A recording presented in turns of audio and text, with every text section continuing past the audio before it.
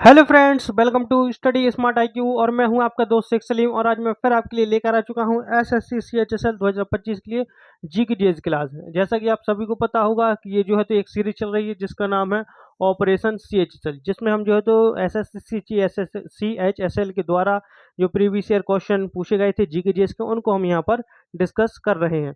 और जो आज की क्लास है, तो आज की जो क्लास ये 15वीं क्लास है। इससे पहले हम जो है तो 14 दिन की क्लास यानी 14 शिफ्ट के जो क्वेश्चन हैं जी के जीएस के, उनको हम डिस्कस कर चुके हैं। और ये इसकी जो है आज 15वीं क्लास है। और जो है आज के क्वेश्चन जो है तो ये 4 जुलाई 2024 शिफ्ट थर्ड में जो क्वेश्चन लिए गए थे जी के जीएस के, उनको हम यहाँ पर डिस्कस करने वाले हैं। तो अगर आपको वीडियो पसंद आती है तो लाइक करें, शेयर करें, सब्सक्राइब करना ना भूलें। इसके अलावा आप कोई रिलेटिव्स हैं, फ्रेंड्स हैं, तो आप उनको भी ये शेयर कर सकते हैं जो कि CHSL की प्रिपरेशन कर रहे हैं। तो चलिए पहला क्वेश्चन लेते हैं हम बिना किसी देरी के। और जो ये वीडियो है डेली 12 बजे दोपहर में जो है यहाँ पर पब्लिश हो जाती है। चलिए पहला क्वेश्चन ले। पहला क्वेश्चन है, 1191 में लड़े गए तराइन के पहले युद्ध में मोहम्मद गौरी को किसने हराया था? तो जो तराइन की युद्ध है, तराइन की जो है ये 3 युद्ध हुए हैं, लेकिन 1191 में जो पहला तराइन का युद्ध हुआ था इसके बारे में पूछा गया। इसमें जो है तो मोहम्मद गौरी जो था ये हार गया था, लेकिन ये किससे हारा था ये पूछा गया है।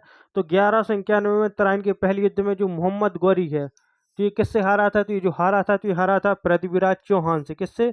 पृथ्वीराज चौहान से, जो कि जो है ये चाहमान वंश का शासक था। इसने जो है तो 1191 के तराइन के पहले युद्ध में मोहम्मद गौरी को हराया। फिर इसके बाद 1 साल बाद 1192 में एक और युद्ध हुआ। ठीक है, 1192 में 1192 में हुआ तराइन का दूसरा युद्ध है। तराइन का दूसरा युद्ध है।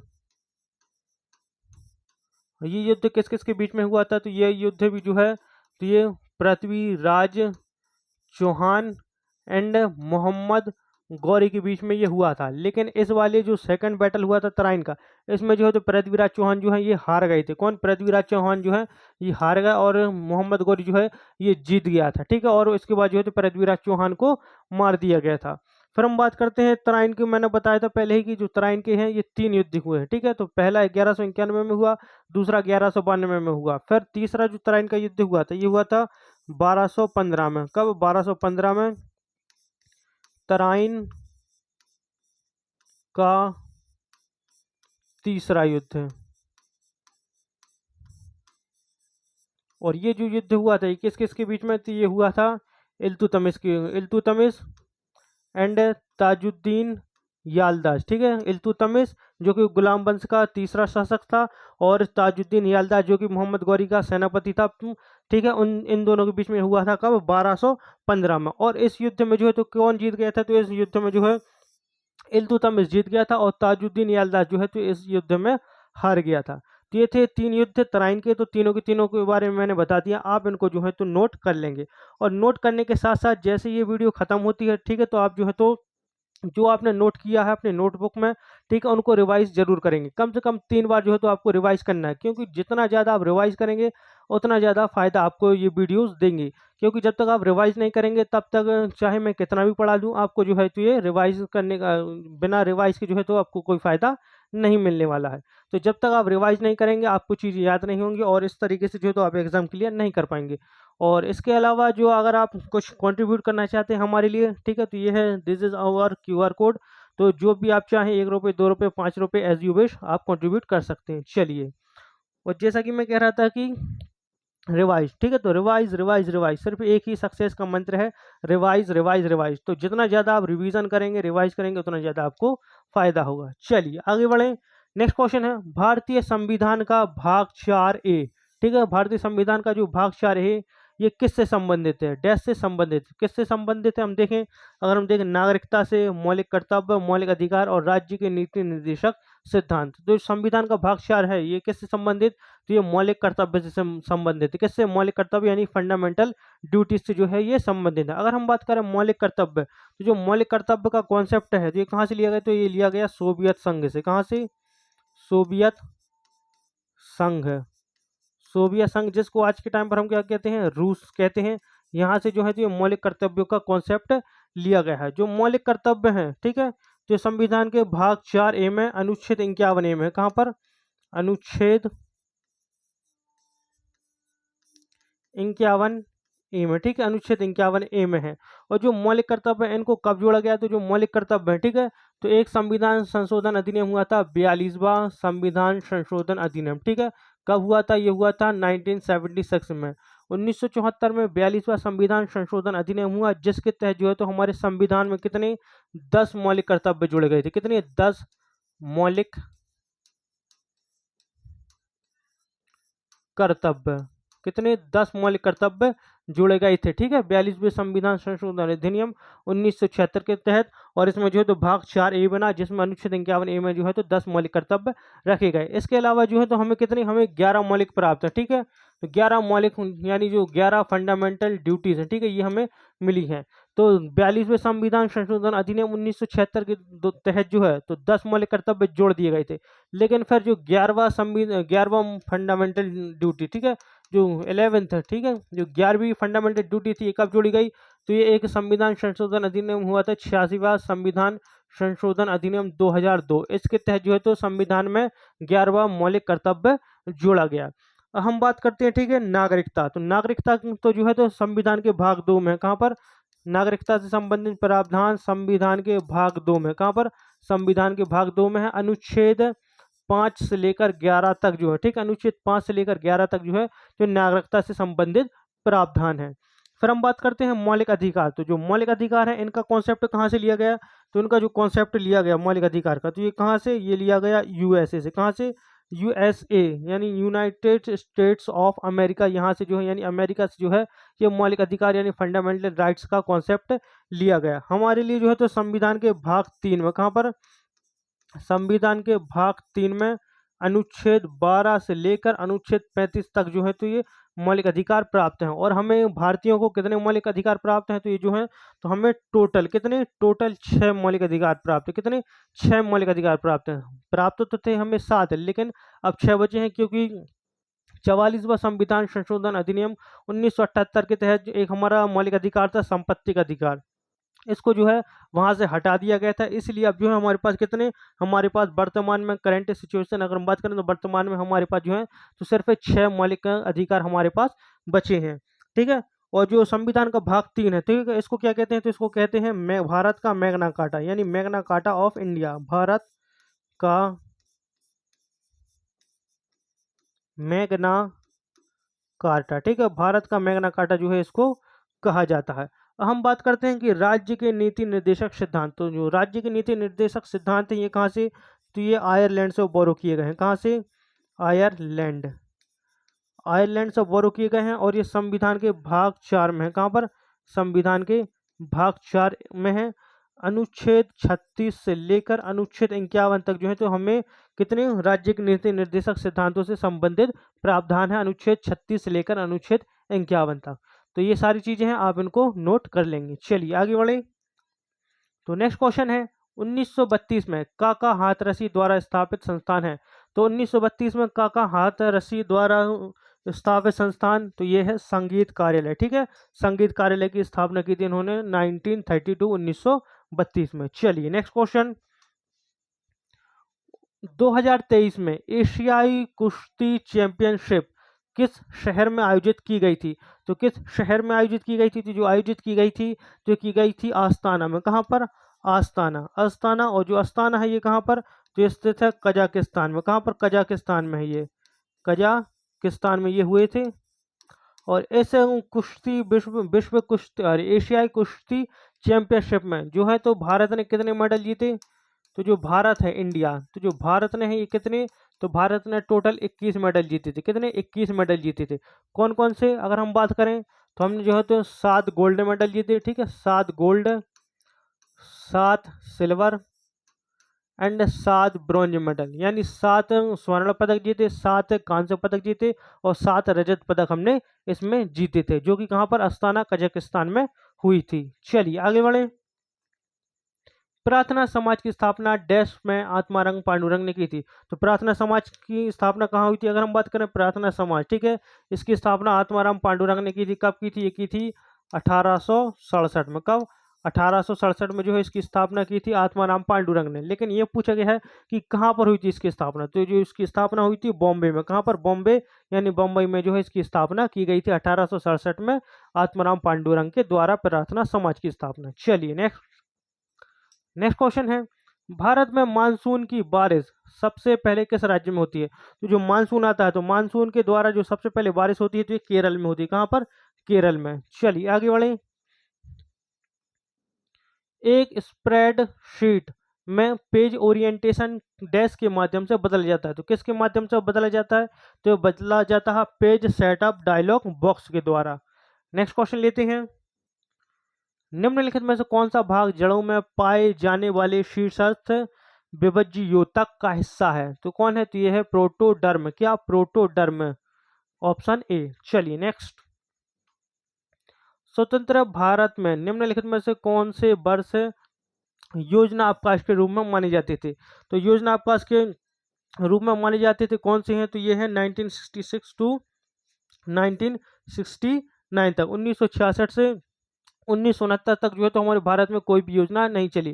क्योंकि क्या हुआ था? तो देखिए 1961 में हमारी जो है तो तीसरी पंचवर्षीय योजना चली 1961 से 66 तक, ठीक है।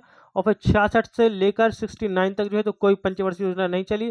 और फिर 1969 से लेकर 74 तक ये पंचवर्षीय योजना, चौथी पंचवर्षीय योजना चली थी, ठीक है। 1961 से 66 तीसरी पंचवर्षीय योजना चली, और जैसे ही तीसरी पंचवर्षीय योजना खत्म हुई उसके बाद जो है तो ये हमारे देश में कोई पंचवर्षीय योजना नहीं चली। और जैसे ही फिर 3 साल खत्म हुई तो 3 साल के बाद जो है तो हमारे देश में चौथी पंचवर्षीय योजना शुरू की गई थी। और इसके कई कारण थे। क्या कारण थे? क्योंकि जो 1965 का भारत पाकिस्तान युद्ध हुआ था, ठीक है, इसके कारण जो है तो बहुत ज़्यादा हानि भी हुई थी, ठीक है। देश को जीडीपी ग्रोथ भी बहुत ज़्यादा कम हो गई थी, जीडीपी गिर भी गई थी थोड़ी बहुत।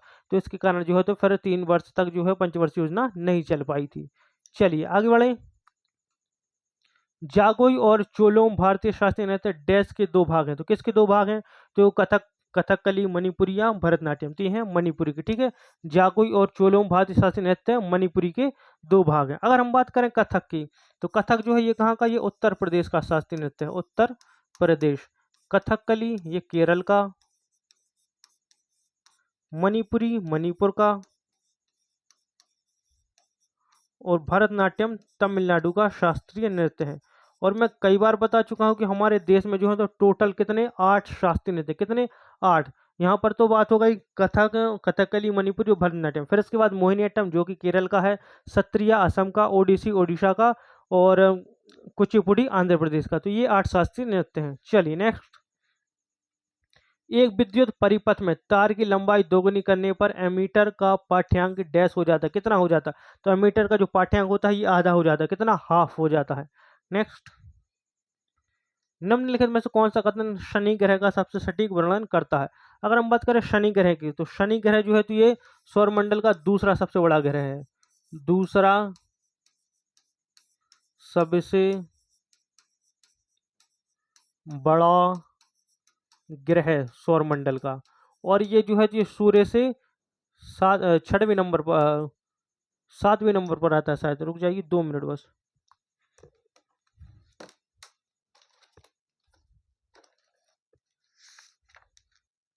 हाँ, ये सूर्य से जो है ये 6वें नंबर पर आता है। कौन सा? सूर्य से जो है ये 6वें नंबर पर आता है। अब इसका पूछा गया कि सबसे सटीक वर्णन करता है, तो देखते हैं।